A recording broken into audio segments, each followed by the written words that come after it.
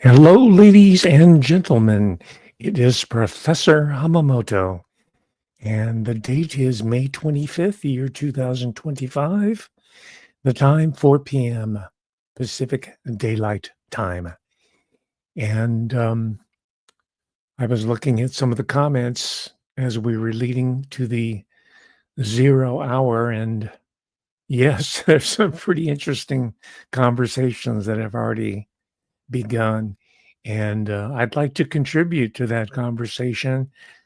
I believe I have some unique insights that are a continuation of the many previous talks I've given in the area of true crime. And thinking about it, I recall having given some important talks previously on the singer who goes by the single name Jewel. Her real name is Kilcher, Jewel Kilcher.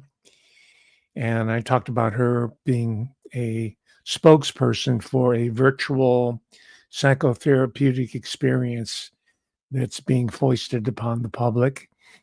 I did a talk on one of the Judds, Naomi Judd, right? There's three main ones, the mama and the two daughters.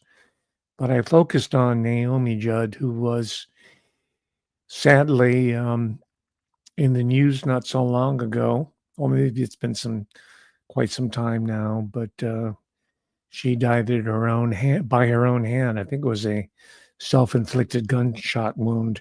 And I go into the psychiatric, psychotherapeutic control of this construct that became hugely popular in the area of popular in country music in particular.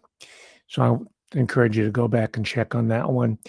Now, there's one that you can't check on because I found out, I was notified by one of you that it was removed, and I'll have to find it in my archives and I'll repost it at some other time. But it concerned the Sullivanians or Sullivanians, and this was a sex psychotherapeutic cult uptown New York City that managed to gather any number of very talented, creative writers, artists. Some of the great abstract expressionists were recruited into that group. Some of the critics, like Clement Greenberg, were part of the circle. Yeah, even the great singer Judy Collins was part of the Sullivanian cult at one point. And there's a book on it. And I talked about creatives in particular being exploited, targeted for these uses in the intelligence world. And that's going to be a big part of today's insights that I want to share with you today. That is the role of intelligence in the world of Ann Rule. I'm just inferring this lately as I'm working through this vast body of material, not just her work, but by now she has critical, I guess I'd call it academic work. There's a couple of books, at least one or two books on Ann Rule or true crime in particular. So it's being taken seriously after many, many years of neglect. Right? It takes a new generation to come to the fore to start writing about the topics that intrigue them. For example, in another 5 to 10 years, I think we're going to get a lot of new research on video games and so-called new media by younger scholars and writers who grew up in that. I'm not qualified myself to talk about TikTok or Facebook or some of these other new media that most of the younger people have grown up with. You take it for granted. For my purposes, I was intrigued by television because that was my world in growing up. But as I was progressing, there was no interest. I'm talking about the academic world. As I was progressing through the academic world, there was no interest in it because most of the people who were evaluating the work were oldsters. They said, "Oh, what television is nothing," because they grew up on film. or they were interested in radio history, right? So there's a generational changing of the guard that takes place. And now that seems to be happening in the area of true crime, so called, right? It's reached its maturity to the point where it even becomes parodic, that is subject to parody. And that was the pick that I selected to illustrate today's talk. That was a still from a series which I admit to not having watched. I will once it gets off. I don't want to subscribe to any more of these streaming services. So whatever it's on now, I'm not going to do it. Once it gets to be like the DVD land or something like that, then I'll watch it. But I'm not going to subscribe to HBO or IMAX or whatever, or the Disney Plus, whatever it is. But it's called Scream Queens. So now it's reached the level of parody. Well, let's go ahead and take a look at it right now, since we're on the topic of the normalization of neuropsychopathy. And I'm going to be talking about neuroscience, and I put all the key buzzwords in the title. I crammed them all in there as best as I could. How's is the volume working okay? It must be, because you're talking about parody and satire. Yes, okay, good. I triple checked the audio. And by the way, once the audio goes wacky, the whole program goes down. So in that case, what I'll do is restart the whole show, and I'll keep talking until I've filled up my minutes, right? Don't want to disappoint you here, but let's go. Thank you, Brad Scott, for the feedback. See, the problem is that I have a monitor where I can see myself yapping away, but I don't have a audio monitor. I can hear myself talking as if I'm lecturing to a class, but I'm not getting any audio feedback. I don't have monitors. Well, I do, but it's not coming through. Otherwise, it'll start feeding back. I don't want to get into the technical parts of it, but my only other option is to wear headphones, which I don't want to do. You know, I like headphones. I have really high quality headphones because I like to listen to music sometimes on headphones, but I don't want to use it for a show. It just kind of alienates me. It's like playing music. It's hard to play music in a studio condition because you're wearing headphones. You can't see other people playing. You're behind baffles, right? The engineers are behind. It's just very alienating, right? I'm just giving you a technical explanation that you didn't need to hear. So let's see Scream Queens, and let's test your true crime parody IQ, right? Here we go.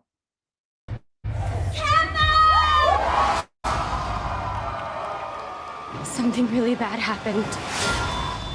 She's dead. I'm gonna ask you just one more time. Please don't join a sorority. Look, I know girls can be vicious. Look, Dad, I'm gonna be fine, okay? I'm gonna rush Kappa Kappa Tau.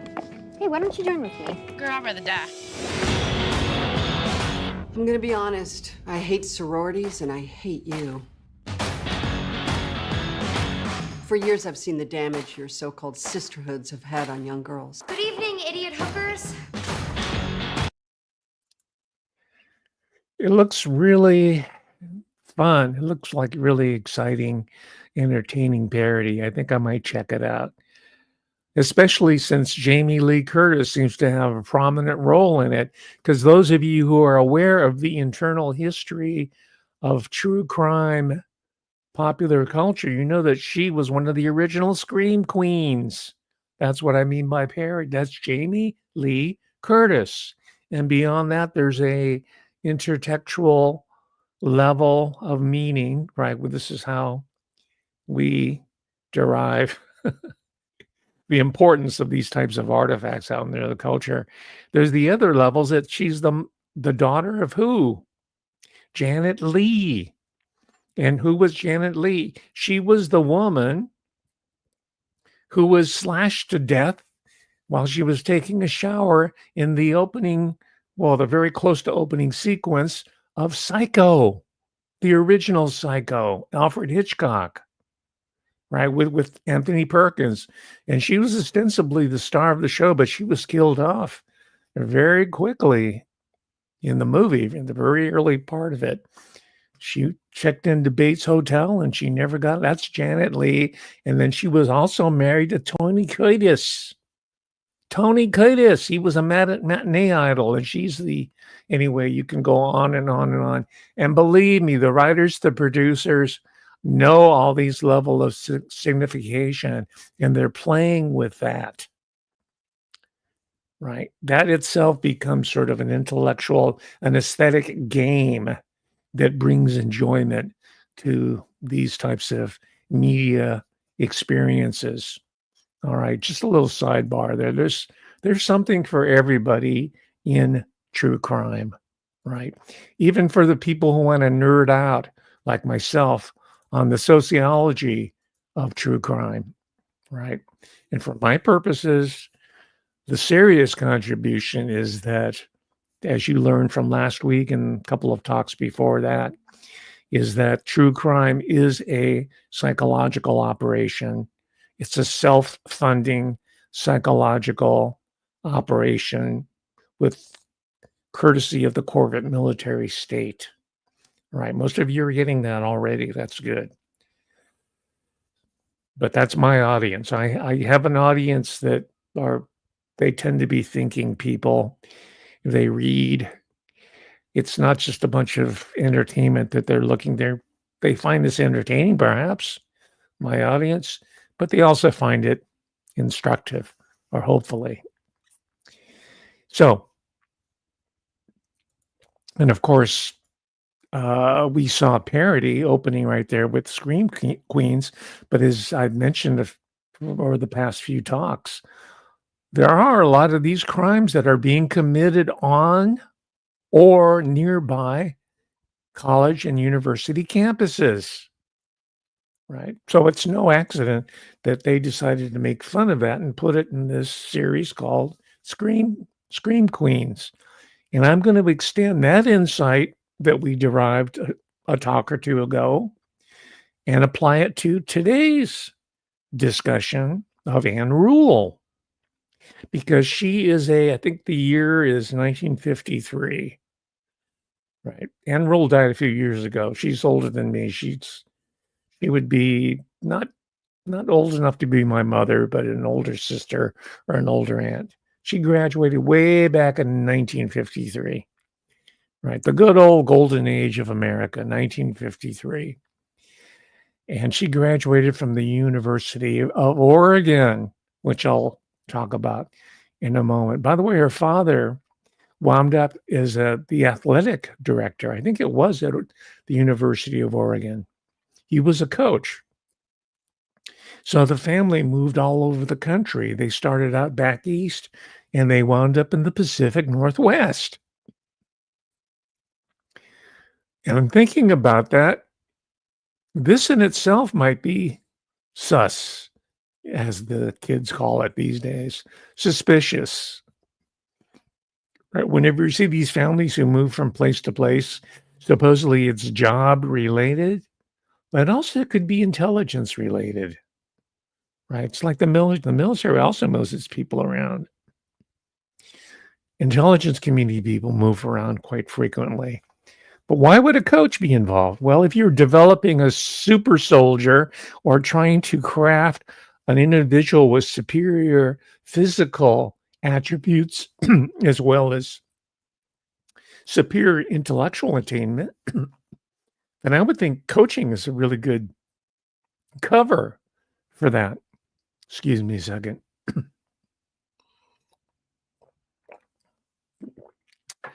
I didn't have time to do my vocal warm-up exercises. I'm doing my vocal warm-up right now as we speak, or as I speak.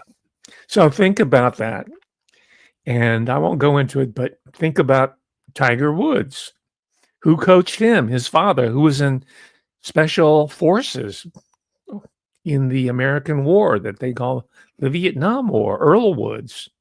Who programmed Tiger Woods? By the before he was even in kindergarten, he was on the Tonight Show hitting drives in front of Johnny Carson. And you know the legend of Tiger Woods. I don't have to go into it, right? And there are many, many other examples of these super soldier type prototypes. And we know there is something called a super soldier program. We may not know the specifics, but we know it exists. Look at I think they're still up there. If they're not, watch them before they get taken down.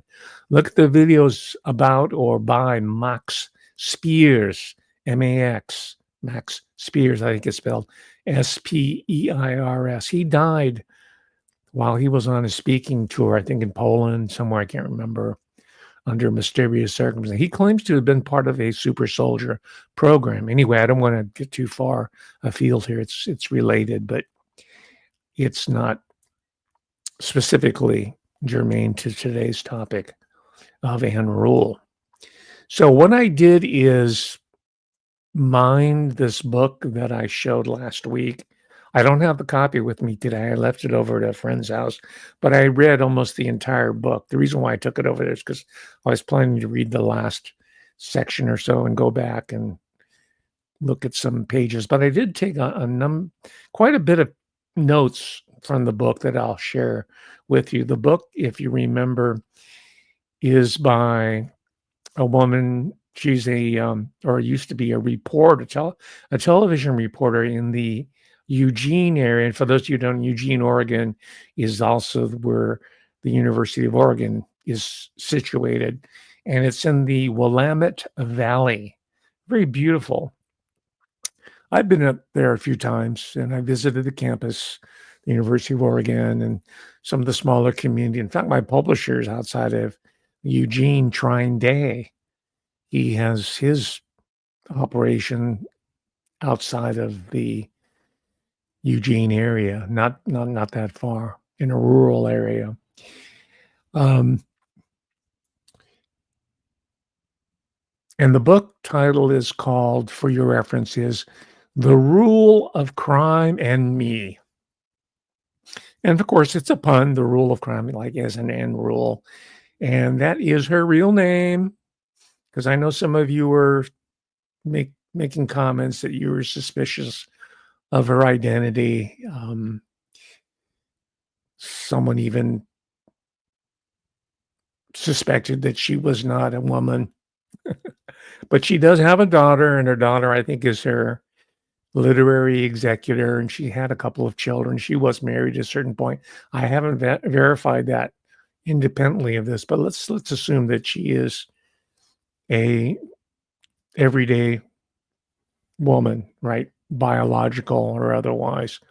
So anyway, there's this book that was published this year sometime, The Rule of Crime and Me, an Intimate View of Anne Rule. And this woman here was, I'd say, a generation or maybe even half a generation younger than Anne Rule. But Anne Rule treated her quite kindly, even though they were potential competitors for one of the hottest trials of the time, right in their own backyard.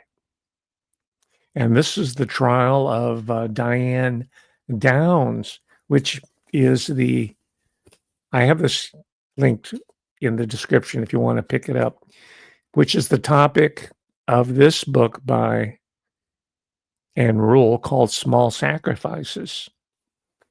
And it's either this or maybe it's both of them that put her into the perennial ranks of the New York Times bestseller list. Right? I think she had something like 17. I might have the number slightly wrong, but well over a dozen bestsellers on the New York Times. And that doesn't happen by accident, right? I don't care how good a writer you are or I am.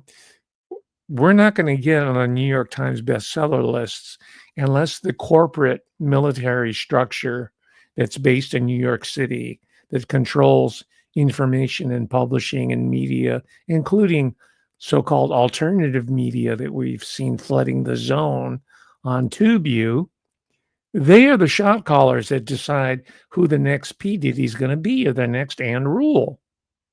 Now, does that make her corrupt? Not necessarily, but it is a red flag that tells us that we have to approach Anne Rule, the public Anne Rule, and her work with a certain degree of skepticism and definitely with a critical eye.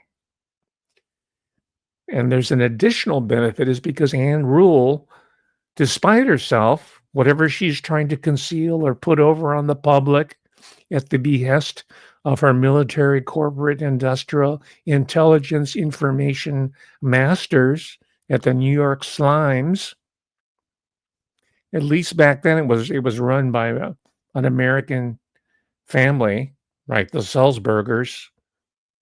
Unlike today, it's controlled by a Mexican national, Carlos Slim Elu. Right? I mentioned him before. I want you to understand that American media is not American. It's been captured, like just about everything else. And if the film business, American film business, is not the American film business anymore, and it's not Chinese either. It's British. I watched that film called it's a series called The Following, and the guy has an American accent, but he's a British actor. And I also watched The Visitor. Right, it's about a guy who works for a private security company who's under mind control. This is all hinted at. It's not spelled out, but you can assume he's under mind control. He's a killer assassin. He's an Project Artichoke escapee from a corporation, and he finds a temporary home with a family that he takes over. He has all this American affect and accent, but he's British. Because the model is to use British topics or American topics, American subjects, American stories, such as the development of the atom bomb as an Oppenheimer, and then flood it with British talent and intelligence. It was directed by Christopher Nolan, as you know, and the person who played Oppenheimer was a British actor. I can go on and on and on. Right? Wonder Woman is not an American. It's an Israeli. Gal Gadot. Okay, what's going on here? Right? What's happened is that we're focused on the Chakams, the evil Asian Oriental menace from the East. But the other insidious forces then thereby can escape detection. Anyway, these are just little tidbits that you need to understand when you're reading supposedly objective material like this, which is not so objective. I'm not even sure that I can call it nonfiction. Right. And I don't want to get into a long discussion, but you remember when you were in elementary school, you were taught how to use the library, and then a little old lady said, "Girls and boys, this is the fiction section. These are the stories that are untrue. They're made up. And this part of the library is nonfiction. It's real. It's factual." Right? And I'm parodying that myself because you know that that distinction is a false one.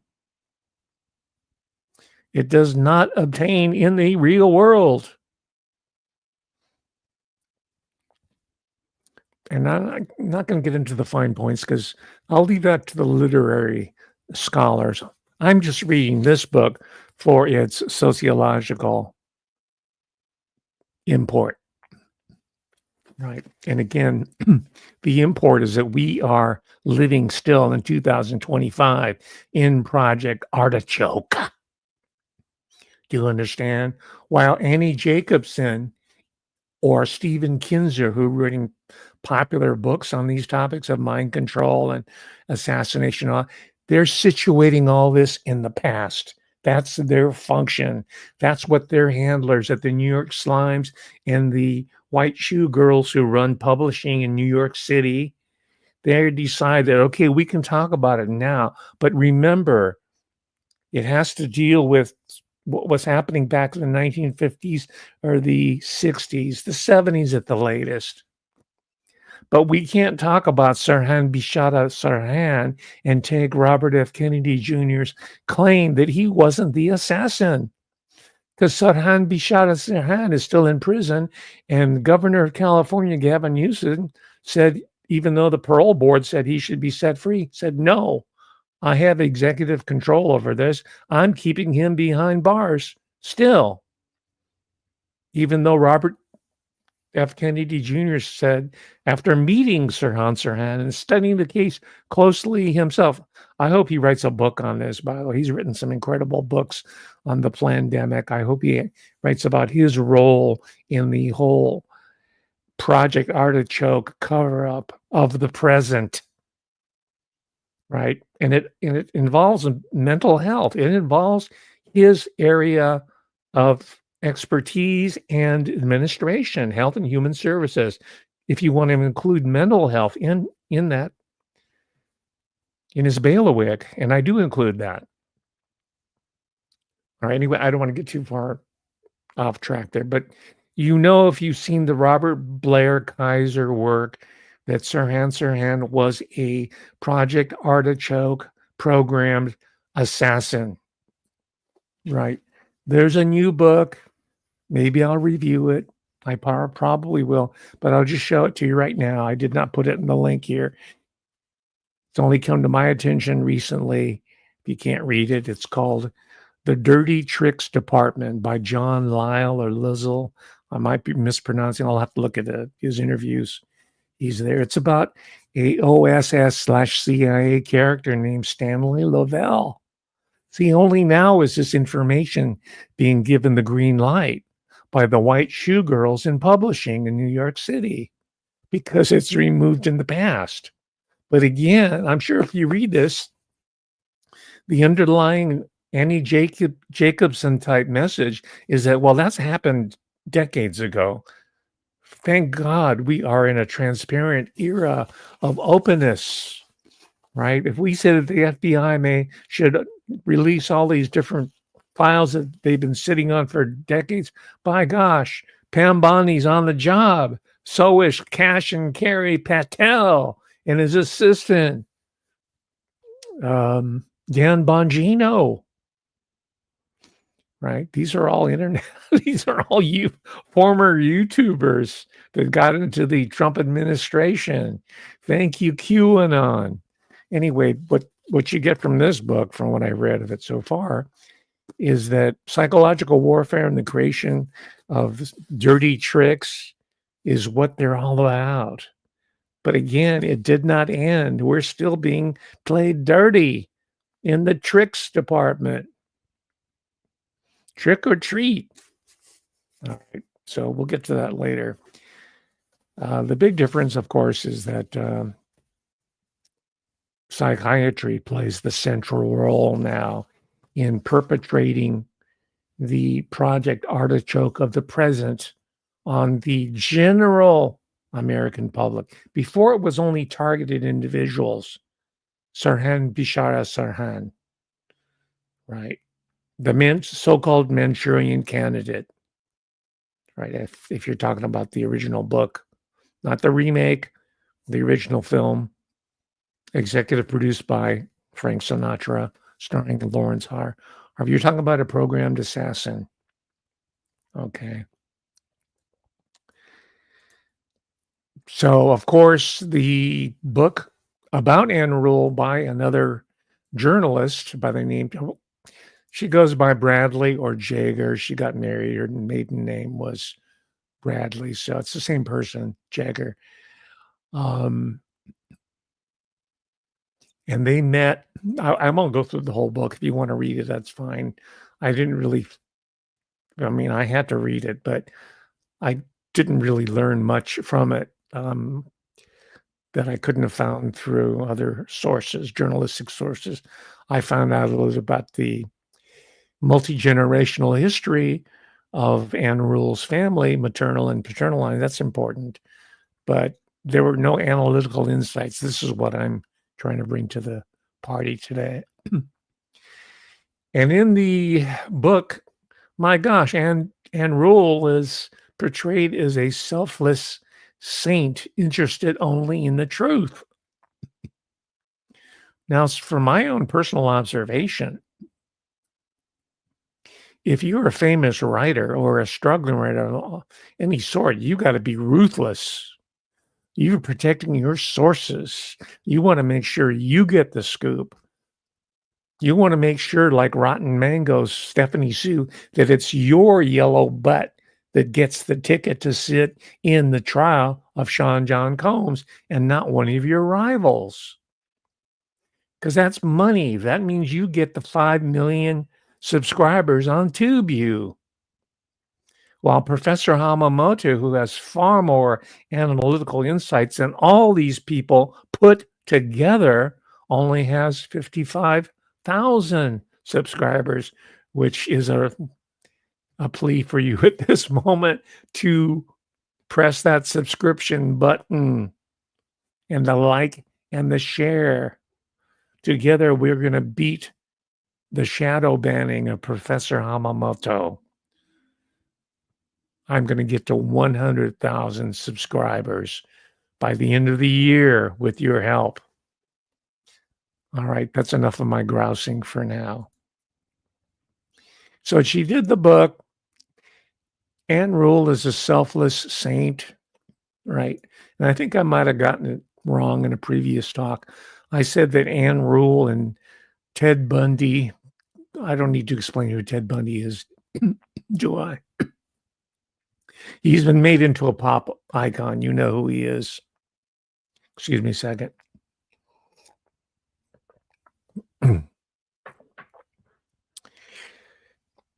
I think I mentioned that they were together working on a rape hotline.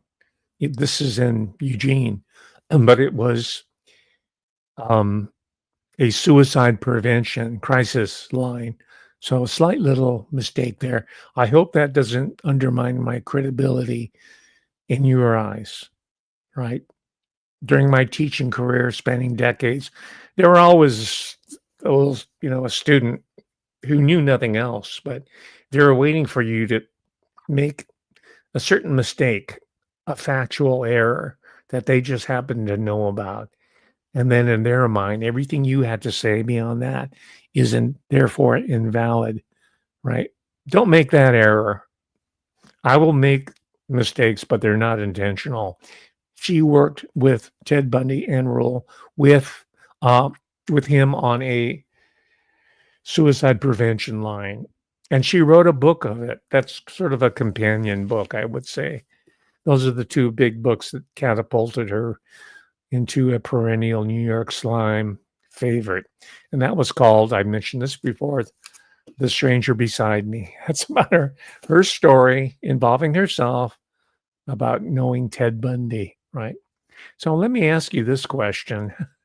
For someone who's so expert on knowing the depths of the violent criminal mind, how could you work with such a person and not suspect anything? Right? They sat side by side. They knew each other.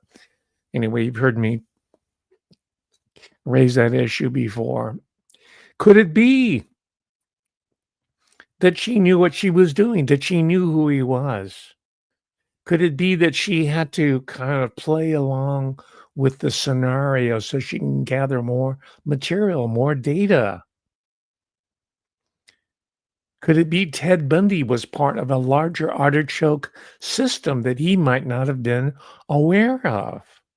But Anne Rule was made aware of it through her inside contacts with the local, federal, and state level law enforcement agencies and the University of Oregon working together on all of this.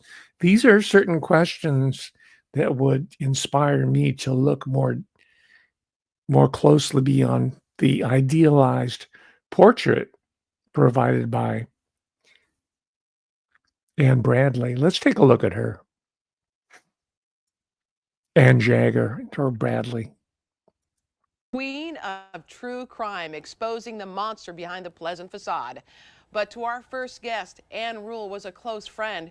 We welcome the author of The Rule of Crime and Me, an intimate view of Ann Rule with Ann Jagger. So great to have you here, Ann. This is Helen, fantastic. I'm excited to be here Love on it. AM Northwest with you. Okay, so let's get, first of all, for those who don't know Ann Rule, she was an incredible crime writer for decades.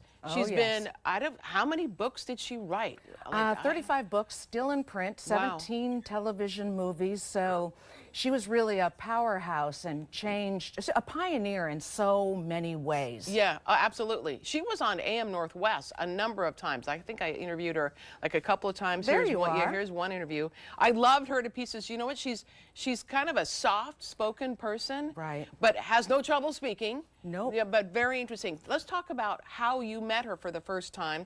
You were a reporter anchor in Eugene, Right. And Diane Downs happened, the case of Diane Downs, and you met her in a courtroom. That's right. We knew that there was going to be a big-time author that was coming to the trial.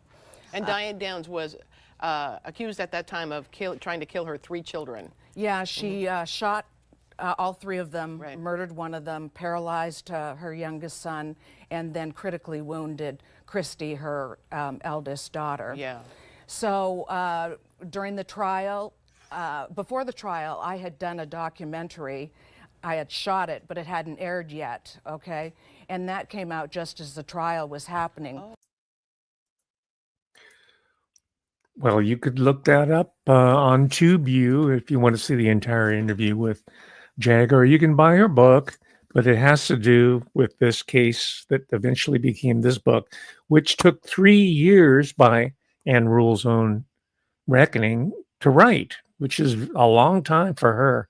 She was used to pumping out these articles really, really quickly in order to make a living as a full-time writer. She was pretty well known in true crime circles because she wrote for the true crime magazines. Right, this is before the age of the internet, I should clarify for younger people. So people bought periodicals, magazines, and books to get this material. A lot of it wasn't even shown on television, right? So we knew about these people through the print media. Ann Rule had not broken through yet, but she was fairly well known by reading these. At the time, they were very popular true crime magazines before they became internet sensations that we see today, primarily on YouTube, right? So there's her colleague, her younger colleague, who at last has written a book published in 2025. And she devotes a whole chapter or 2 in the book about her relationship to the Diane Downs case. Now, that part I thought was a little bit self-indulgent because I thought she was supposed to be talking about Ann Rule, but she was talking about herself as a journalist. So she was able to insert herself into the story as someone who was a peer of Ann Rule, as opposed to someone who was just writing her biography. Anyway, that's a little minor quibble on my part. The upshot is she got another good story out of it. Diane Downs, who we'll see in a video in a moment. And she also got the story about Ted Bundy, who went on to become part of a popular culture pantheon so far as serial killers are concerned. But she doesn't go near, and I'm repeating myself because I want this to go out. I want this to become part of the epistemology of true crime from here on out. Ann Rule or any of these other characters today, including this guy, I don't know if you could call him true crime, but the other true crime writers who are writing, Aphrodite Jones or whoever else, they don't talk about these characters as being mental health, quote unquote, experiments themselves, products of mental health experiments, right? You may think that's kind of a contradiction, right? Mental health. Well, these people are sickos. Well, let's go back to our reading back in middle school or junior high school when we read Fahrenheit 451. Isn't that Ray Bradbury? That's like a classic beginner's science fiction or social science fiction book that almost all of us read. Fahrenheit 451 was later made into a movie as well. But in the movie, the premise is that these firemen come out there. But in our minds, we think firemen are there to put out conflagrations, accidental or otherwise. That is Mr. Fireman. But in the book, the fireman comes out, he's there to burn books. And Fahrenheit 451 is the temperature at which supposedly paper burns, as in books. So it's a commentary about censorship and book burning and totalitarian control in the inversion of reality. All right. Such an inversion of reality has occurred right under our noses in the guise of the mental health establishment. Do you get it? That's our Fahrenheit 451. They are burning us. They are torching us through pharmaceuticals. RFK Jr., where have you gone?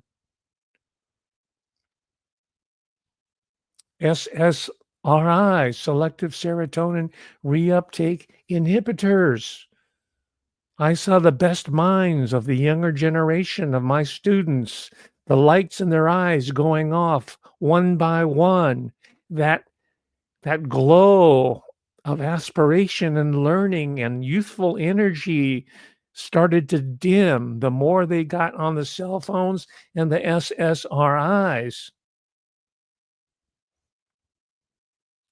And there are other vectors. In addition to that, the glyphosate, the bad diet, being stuck in front of a cathode, on and on it goes. So do you understand? That's where this is what I'm talking about. By the way, one of the reasons why I'm focusing on the University of Oregon is because one day, this is a few years ago already, a friend of mine dropped me off in Salem, Oregon, of all places, right? And she had business to attend to up in Eugene, and I wasn't invited. So she said, why don't you just stay here in Salem? So I checked into a local hotel, and I had no car, and it's a small town. It's the state capital, I believe, isn't it, Salem? It's a nice town. It reminds me of a lot of Northern California medium-sized towns, cities. There's a lot of, it's right on I-5, the Interstate 5, the north and south interstate highway that starts in the Mexican border, U.S.-Mexico border through California, Oregon, Washington, all the way to the U.S.-Canada border. That's I-5. By the way, Ann Rule wrote a book called The I-5 Killer. The I-5 is like our Mississippi River, ties all those criminals together. This is life on the I-5, not life on the Mississippi. She wrote a book about Randall Woodfield, sort of an all-American boy who was a I-5 killer operating in the Willamette Valley, like Ted Bundy. That whole area, Willamette Valley, the Pacific Northwest, is where the whole serial killer phenomenon was first workshopped. And it started to go national after being pioneered in the Pacific Northwest of the United States of America. And I will go further, and this is speculative though, but I will go further in saying that there's two main institutions that are involved in this Project Artichoke 2025. Right? I'm talking about now, not transposed to Stanley Lovell of the 1950s and 60s. I'm not giving you the Annie Jacobson treatment here. I'm giving you the Professor Hamamoto here and now. But you've got to look at the University of Washington, affectionately known as UW, right? That's Boeing territory, ladies and gentlemen. That's military industrial complex right there. And then further south, you've got, as I've already mentioned, in Eugene, the University of Oregon, which is also a physical super soldier center. Track and field is what they're known for. That was Ann Rule's daddy. He was an athletic director. He wasn't just the coach. He ran the whole show. Maybe he had some connection to a super soldier program. I don't know. I'm speculating, right? And these are valid speculation. These are called hypotheses, right? This type of work requires hypotheses testing. That's science too. So you test out ideas. Oh, it's a good idea, but it didn't pan out, didn't work. Oh yeah, you might be onto something here. Let's investigate a little bit further. Let's put some more information, some data together to see if there's an argument that holds water, so to speak. Okay. So again, I'm guessing, I'm speculating, hypothetically, our friend Diane, what's her name? Downs? Yeah, Diane Downs. She might have been one of these experimental test subjects. And again, you don't know until you start, you've got to read the book itself, and you're usually finding peripheral material that might not stick out at somebody, to somebody else who's not attuned to it, right? But apparently Diane Downs enlisted in the U.S. Air Force. And they only kept her for 3 weeks. And supposedly she washed out. And she was, by the way, she was already married. She had a couple kids. They said in the book here, Ann Rule said, well, she wanted to join the Air Force to escape a bad marriage. Right? Why did she pick the Air Force? Right? And by the way, her career ambition, her self-stated career professional ambitions was to become a medical doctor. And all of a sudden, she does a right turn and joins the Air Force. By the way, another guy who was in the military and was trying to join special forces but washed out mysteriously was Timothy McVeigh, the person who was pointed to when the Oklahoma City bombing, a talk of which I've given 2 or 3 weeks ago, right? They said, well, we wanted him for the special forces, but he had bad blisters, so he had to quit the program. BS. Supposedly that's what happened to Diane Downs. She had to quit the U.S. Air Force because she had bad blisters.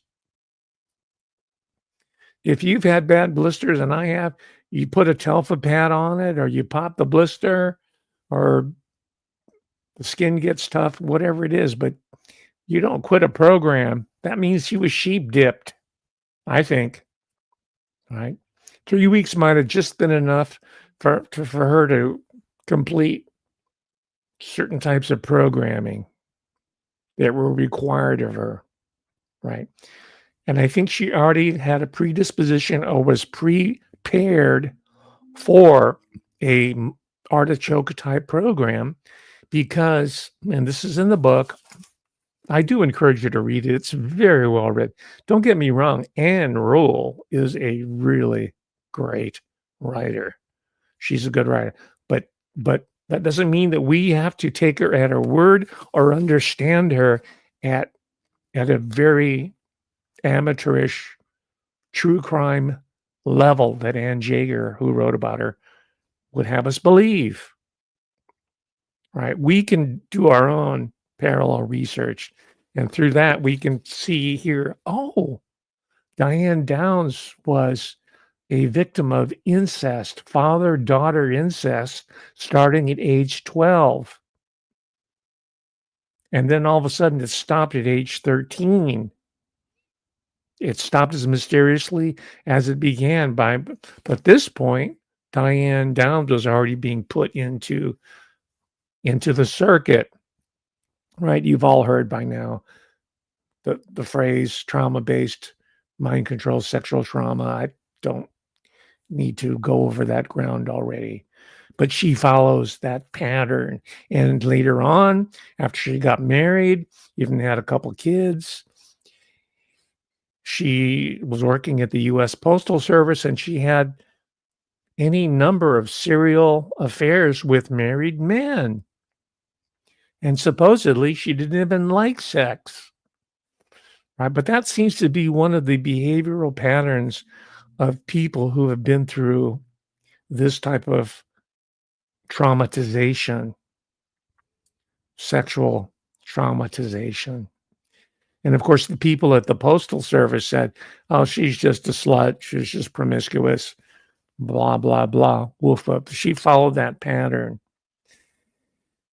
Of course, she didn't talk about that in her interviews. There's many of them on TubeU that I'll let you look. In fact, let's look at her in action right now with none other than Ann Rule herself, as hosted by another one of these characters who keeps popping up in these stories. The one and only Oprah Winfrey. We haven't heard much from Orca lately, have we? Oprah Winfrey, the Juju Queen, the voodoo devil woman from Chi-Town. She's man, we haven't seen hide no hair of Orca. Why? Is she going to wait until the whole Sean John Combs situation blows over? You know what? We're going to remember Oprah. Here she is. On May 19th, 1983, Diane Downs and her 3 children were shot on Old Mohawk Road in rural Oregon. Police scoured the crime scene for months, searching for the weapon, a .22 caliber gun that killed Cheryl, paralyzed Danny, and wounded Christy and Diane. The gun was never found. Police claimed early on in the case that Diane Downs was responsible for the shootings of her children. But publicly, she voiced her innocence, claiming that a shaggy-haired stranger shot them. The 2 surviving children were placed in foster homes, later adopted with a court order restricting Diane from seeing them. Charged with 1 count of murder, 2 counts of attempted murder, and 2 counts of assault in the first degree. The attempted murder carries a 20-year maximum penalty, and the first-degree assaults carry a maximum penalty of 20 years. The murder, of course, is punishable by life if convicted. Diane Downs was 9 months pregnant when she was convicted on 1 count of aggravated murder, 2 counts of attempted murder.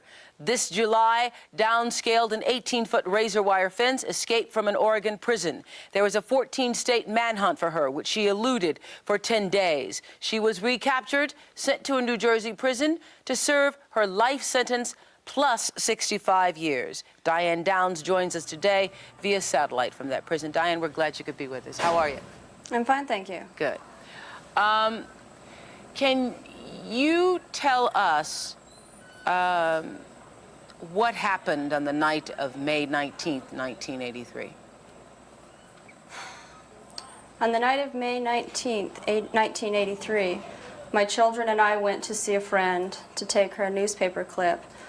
On the way home, a stranger was in the road. I stopped because he was flagging me, and I thought he was in trouble or thought that he was hurt. When I stopped, he approached the car and 4 days and told your entire life, from your childhood abuse, through your marriage, through your multiple affairs, how you felt about it. And at one point you said to the prosecutor, Mr. Hughey, would you like me to explain how I met all my lovers and how our affairs were carried out? And he said, no, that wouldn't be necessary. He did, and then you went ahead and told it anyway, Diane, which for a writer, you helped me a lot in your testimony. You say that you say, Anne, that Diane is a writer's dream because she keeps diaries and written diaries and taped diaries, or she has kept written diaries and taped diaries and letters, and so And I forth. have several letters that Diane wrote to me. Several, Anne? Several? 4. I consider 2. 4. We're talking 2. Well, they're 14 pages long. 2 of them are, and they're other So ones. you're stretching the truth. So you're deciding that 14 pages equals 4 letters. And the fact is, Anne, there are a few quotes in the book that can be attributed to my testimony, but only a few. Where did you get the rest of them? Diane. Maybe that's a hard question. Maybe it's unfair to ask. Wait, no, How it's not. about- No, my dear, it's not a hard question. You've got to let me answer it. Go ahead. I have all of the tapes of the interrogations when you talk to the detectives, and Diane talked to the And detectives. I have got that transcript of every one of those tapes, and they are not in there. They're not in there. Well, perhaps you perceive it differently. So you're Well, saying perhaps the court will perceive it differently in the first of next year. How do you justify changing a dozen names in your book and still you falsified names and you call it a true book? How do you do that? How do you justify it? I changed the names of your lovers because some of their wives didn't even know they were having affairs with you. And it seemed no point in breaking up all those marriages, the ones that had not been broken up. I didn't have a dozen lovers, but the fact is you're saying that you were protecting the innocent, right? I never said that. You said it I in said Philadelphia. there's no point in embarrassing and hurting people anymore. Okay, then how come because in you can the understand, book, Diane, you can understand why the names would be changed because Well, the interview goes on. It's well worth for you to find it on your own. So we can take a look back at Orca Winfrey, the Hershey blows. Yes, it's very 1980s, but don't hold that against them. Everybody looked weird back in the 1980s. In watching this interview and looking at Ann Rule's background independently, I also had some serious questions about her methodology, right? Primarily, as I'll get to, as it concerns so-called mental health and psychiatry, as I alluded to at the top of this talk. Now, I don't have any problems with the fact that she did go through the court transcripts and she got them through her person who wrote the biography, Anne Bradley, later on that I just mentioned. They cooperated on that. She attended a few of the trials, not all of them. And she even sat down in front of Diane Downs for about 20 minutes. That's about all she can handle because she, according to Ann Rule herself, she realized that she wasn't going to get any straight information from the perpetrator herself, right? Now, the problem is, and I'll keep it short here, is that Ann Rule is as early as 1988, 89, when these books were being published. She's already edging us, the American lay public, that is non-specialists, non-professionals in the so-called mental health field. She's already leading us to these neuropsychiatric explanations for this type of behavior. So even at this early date, Ann Rule is want to use psychiatric terminology or psychotherapeutic terminology in trying to explain this woman, who I do believe was guilty, by the way, for those of you who are curious about that. Diane Downs. Looks like, from what I've read, she indeed is the culprit. But what Ann Rule does is try to get into her psychology, and she does it through psychiatry and through the language of psychology, which has become that is the public, the lay public, that has been our language of exorcism in a age bereft of the traditional mechanisms of understanding evil, such as Satan, such as a Lucifer, as a shaitan, as jinn, or evil spirits. That's not part of our modern epistemology. So what have we taken as a substitute? Psychologism, as it's called, psychologistics. It's fascinating. It's fascinating reading Freud case studies, Jung, whatever it is. But is this science or is it an imaginative constructs or explanations? And she uses psychiatry. And she's all too, I'm talking about Anne Rule, she's all too often want to label people, especially Diane Downs, as a means of understanding them. Oh, if you understand a person as being OCD, oh, that explains everything. Supposedly, it doesn't explain anything. Oh, that's why this person is rude, right? They suffer from narcissistic syndrome.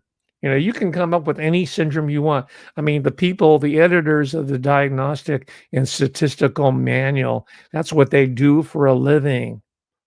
When the DSM first appeared, it was a pamphlet, the stapled together pages.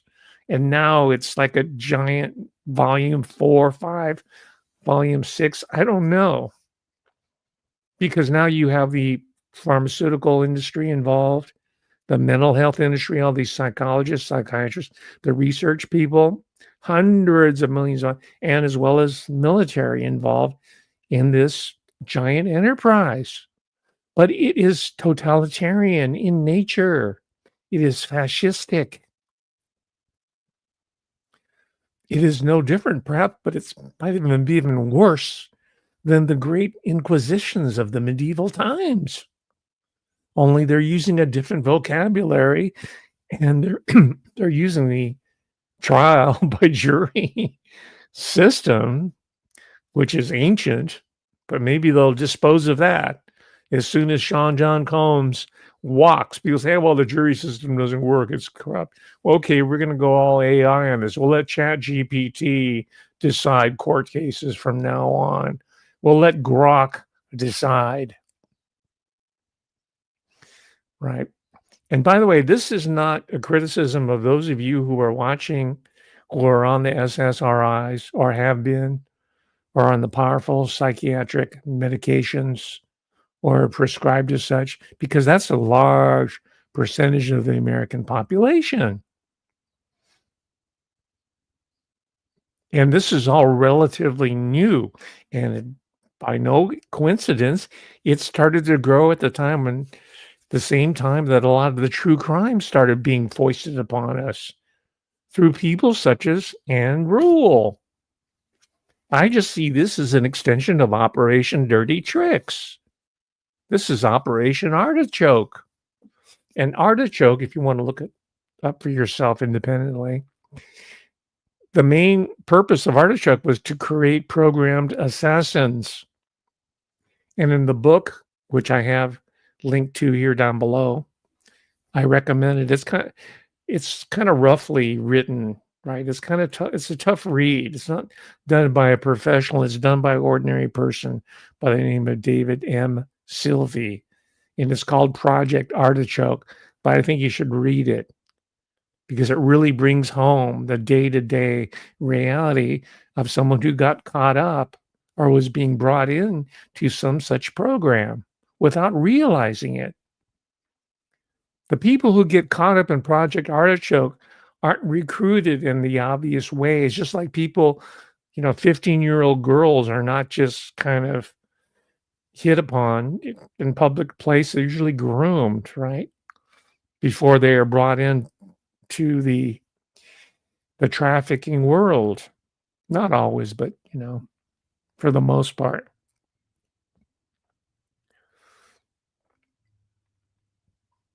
So this is how I'm reading against the grain of Anne Rule. I didn't finish my story. Just bear with me a little bit longer here. I didn't finish my story about Salem, Oregon, and why I'm interested in the Pacific Northwest, in particular as the point of origin for the Project Artichoke characters, such as Diane Downs, such as Randall Woodfield, such as Theodore Bundy. And then there's tons of them now that sort of gone down to Florida, which I have some ideas about why Florida, right?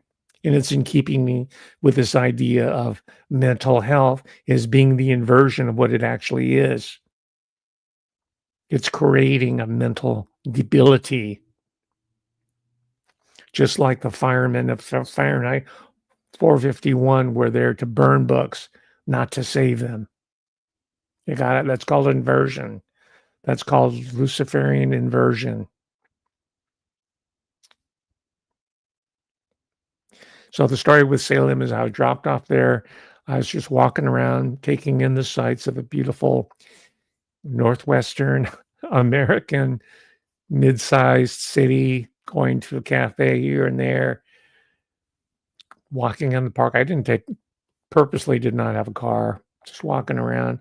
And I was just walking and walking. All of a sudden, I come up to this old Gothic-looking building. So that looks pretty interesting. Let me go and check it out.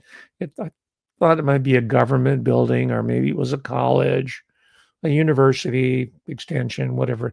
But it looked like a building that had been there for decades. So I look in there and I start reading the plaque, right? Because it had been repurposed. It was like an office for government functions, but it said, this is, let me read the exact title here.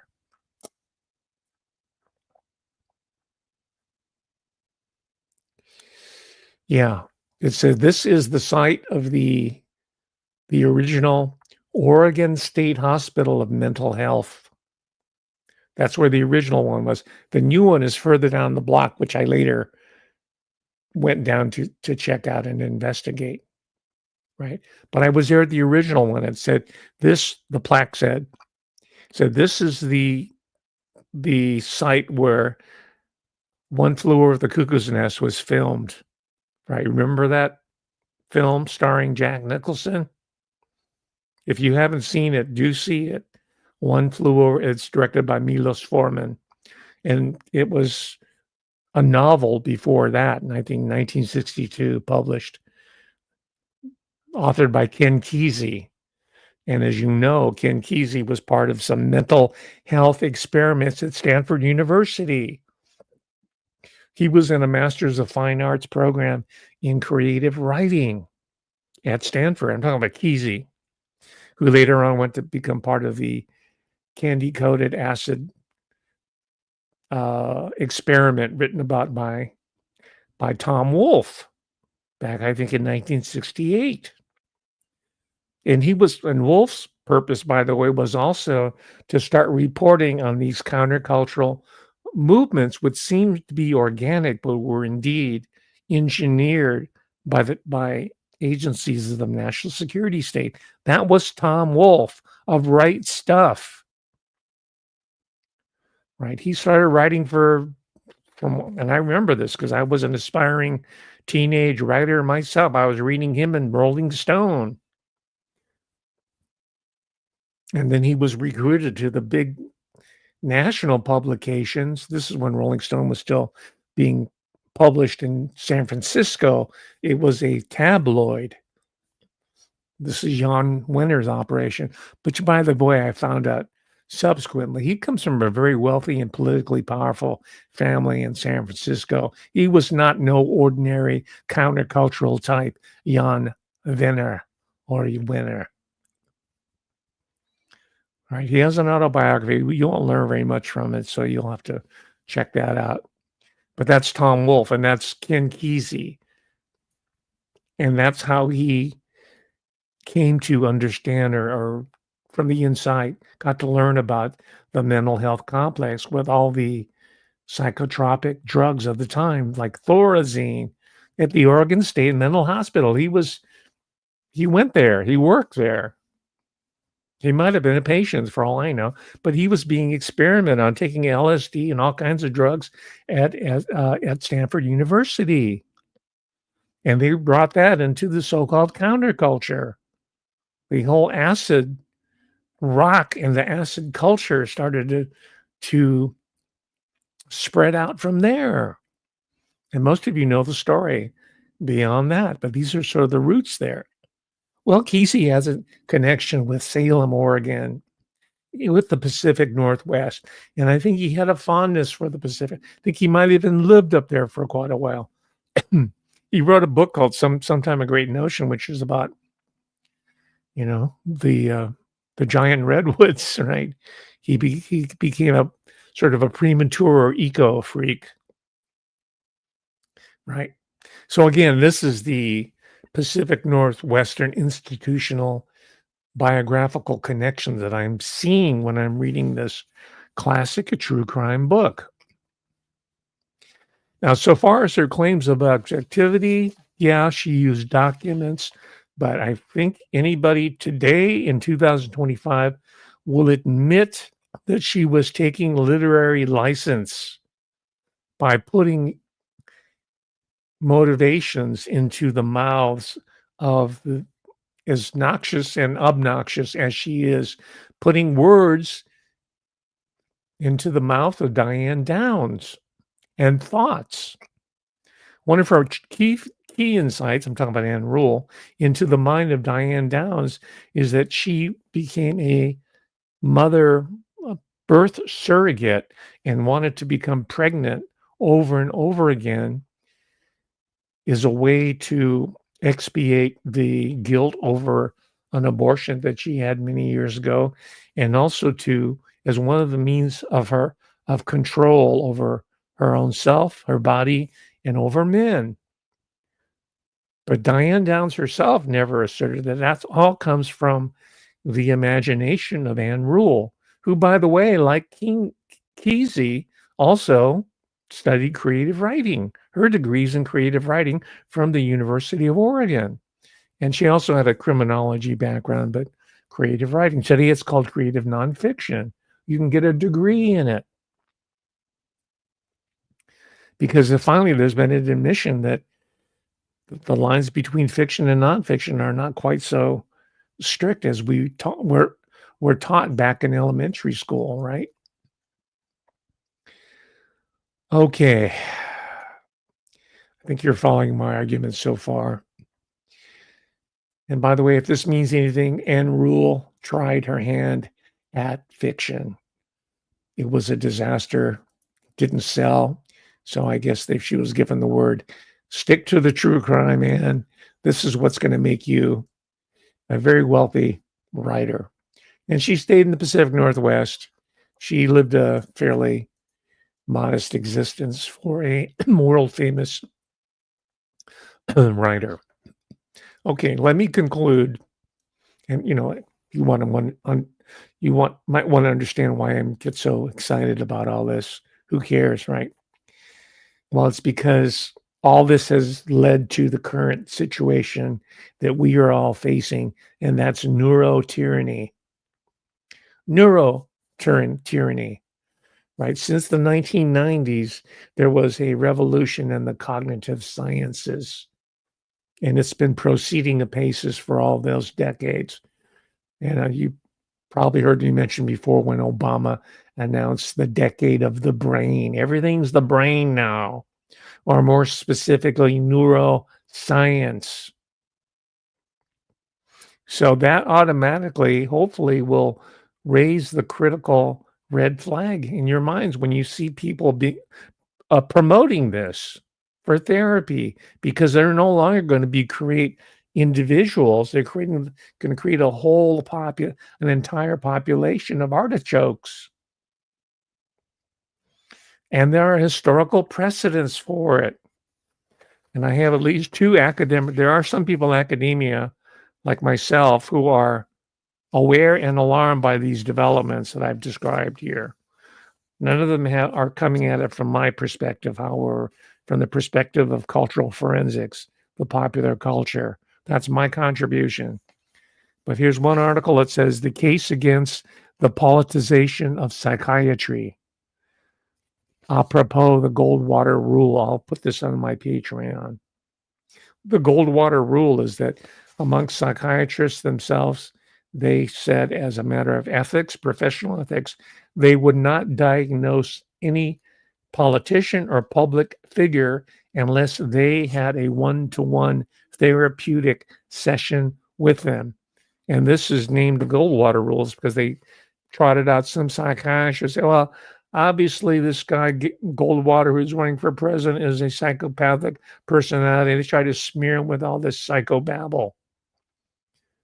And something more recently happened in the case of Dr. Bandy X Lee, who was at Yale Psychology, who put together a bunch of panelists of psychologists and psychiatrists to condemn Donald J. Trump as being mentally ill and unfit to serve as president of the United States. She violated the Goldwater rule, and so did every one of these so-called mental health experts who contributed to not one but 2 volumes that she called the responsibility to warn or duty to warn, right? If you're a mental health professional, if someone looks like he's in danger to himself or to someone else, you have a duty to warn the authorities. Well, Bandy Lee took it upon herself to warn the public against this psychopath by the name of Donald J. Trump. And since she was in Yale psychiatry, she carried a lot of weight. But there's an ending, a sad ending to this story. And that is Dr. Bandy X Lee. She's a yellow woman, by the way. She's one of them servers of empire that I wrote about in my book by the same title. Right? They use them as medical professionals in order to smear people and to conduct unethical activities, right? But Bandy Lee got her yellow butt fired from Yale.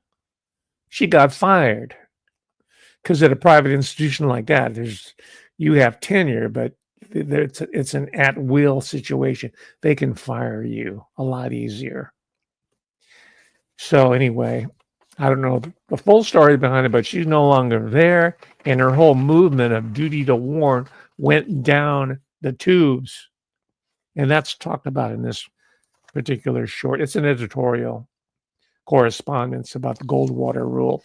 Here's a longer, more extensive rule that was published in an academic journal, the Brain Research Bulletin. You notice I tend to cite only academic literature. It's not because I'm a snob. It's because I don't consider Candace Owens or Whitney Webb to be writers or researchers or authoritative sources.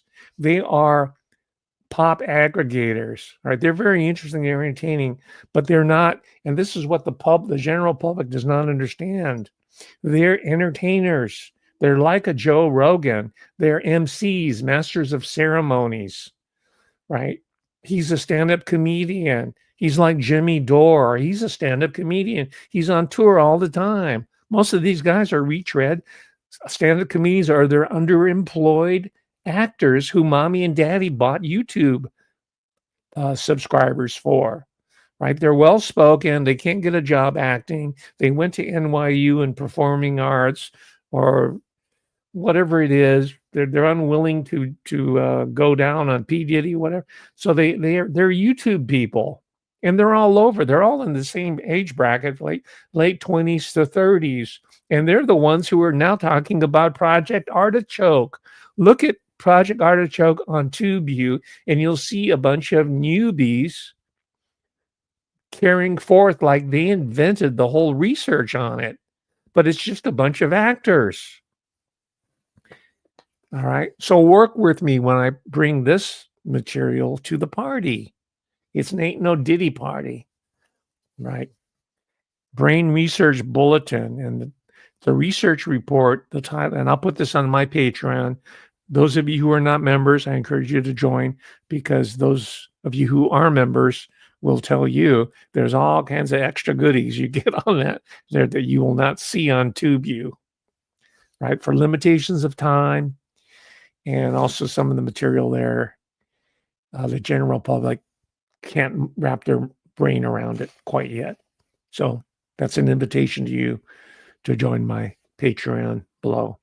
Anyway, the title of the research report is The Role of Psychopharmacology in the Medical Abuses of the Third Reich. Subtitled From Euthanasia Programs to Human Experimentation. Right. And these are all people from reputable international universities, and there's a good deal of literature out there on it. It's not just me, right, making this stuff up. I'm supported by this body of literature, which is being suppressed. You're not going to hear it on YouTube. You're going to see these newbies, these pop-up pundits who are in their 30s, because mommy and daddy put them there, give them something productive, who are writing about serial killers, mind control, UFOs, UAP, hidden tunnels. And that's why I periodically go back to the OGs. I will talk about Michael Hoffman II, right? I'll talk about Mae Brussel. I'll talk about any number of these people who are dead under mysterious circumstances, like Victor Thorne. The OGs, not just to pay homage to them, but just to demonstrate to you that what you're being fed on TubeU and most popular medium is just regurgitated tripe. It's not taking us anywhere closer to where we need to be. They represent a new iteration of the dirty tricks department, these pop-up pundits. Anyway, that's enough ranting on those people. They get my goat. And that's why I can never go through an entire talk without ripping on them. Okay. I had some more material here, but we're already almost 30 minutes over time here. Thank you very much for your attention. I appreciate your focus, your concentration, and I will appreciate even more if you share this information with people around you and close to you, so that we will not fall prey further to the neuro tyranny. And this is also calling upon people like RFK Jr. to look to the so-called mental health establishment and big pharma and their psychotropic medications that's making the American population to one of highly suggestible zombies. We want to move out of that. The quicker, the better. Thank you, ladies and gentlemen. I appreciate your attention. I'll see you next Sunday, God willing. Bye.